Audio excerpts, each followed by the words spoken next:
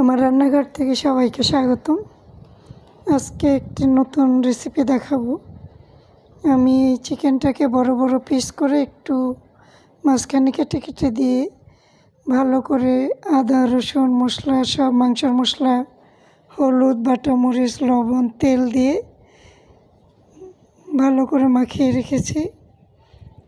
বাটা রসুন আদা সব কিছু দিয়ে একটু সয়া সস দিয়ে সুন্দর করে মেখে রেখে দিয়েছিলাম। এখন আমি ভেজে নিচ্ছি। এটা ভাজার পরে রান্না করলে অনেক বেশি মজা লাগে। একটু বারবিকিউর মতো ভেজে নিব। তেলের মধ্যে আমি ভেজে নিচ্ছি পিস পিস করে।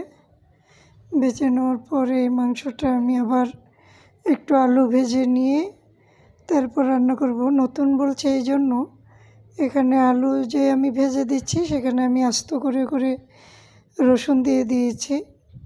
রসুন ছিলে কষা মানে না কেটে বাটা আদা রসুন তো মেখে দিয়েছি, আবার আলু যখন ভেজেছে তখন আস্ত কটা রসুন দিয়ে দিয়েছি। এটা খেতে আলাদা একটা টেস্ট। আর আমি এটা যখন গ্রেভি করব ঝোল দিব ভাজার পরে মশলা কষানোর পরে, তেমন মশলা কষানোর কিছু নেই। এই যে ভেজে আমি এক সাইড করে রেখে মাঝখানে এই তেলের মধ্যে আলু আর রসুনটাকে একটু ভেজে নিব।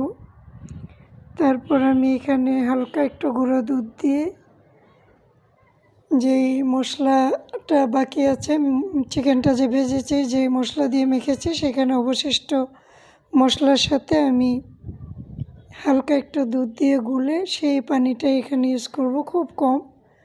এর মধ্যে আমি আলু ভাজার পরে একটু পেঁয়াজ এখানে কাঁচা পেঁয়াজ দিয়ে ভেজে নেব একসাথে। কষিয়ে নেন, আমি না কষিয়ে এটা ভেজে নিয়ে এখানে একটু হালকা দুধ দিয়ে মিশানো ওই মশলার পানিটা দিয়ে দিব। এটা খেতে মানে অনেক বেশি মজার লেগেছে। আজকে আমি রান্নাটা করেছি একটু অন্যরকম, তাই আপনাদের সাথে শেয়ার করলাম। এই ভাজার পরে আমি এখন কাঁচা পেঁয়াজ দিয়ে আর একটু ভেজে তারপর সেই পানিটা দিয়ে দেব। এই গ্রেভি পানিটা দিয়ে দিয়েছি। আপনারা এভাবে একবার করে দেখেন, অনেক ভালো লাগবে। আসলে ফার্মের মুরগি সব সময় একই রকম খেতে ভালো লাগে না, তাই আমি এক এক সময় এক এক রকম করি, কিছু আপনাদের সাথে শেয়ার করি, কিছু করতে পারি না। এই দেখেন মাংসটা বারবিকিউর মতো ভাজা হয়ে গিয়েছিল। এরপরে নামানোর আগে আমি বেরেস্তা দিয়ে দিচ্ছি।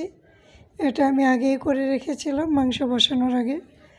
এই পেঁয়াজ বেরেস্তাটা দিলে আর যদি একটু হালকা ঘি দেন, কেউ পছন্দ করেন হালকা একটু ঘি দিয়ে দেবেন, অনেক বেশি টেস্ট।